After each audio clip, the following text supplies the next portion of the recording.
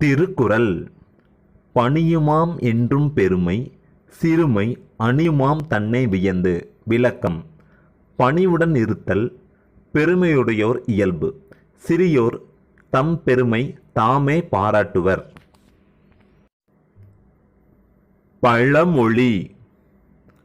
முதல் கோணல் முற்றும் கோணல். A good beginning makes a good ending. நல்லொழுக்கப் பண்பு. நான் மாலையில் நன்றாக விளையாடுவேன். பொது அறிவு. கிரிக்கெட் போட்டியில் முதல் உலகக்கோப்பை நடைபெற்ற ஆண்டு 1975. கணிதம் கற்போம். 6 ருதுக்கள் என்பது ஒரு ஆண்டாகும். அறிவியல் அறிவோம்.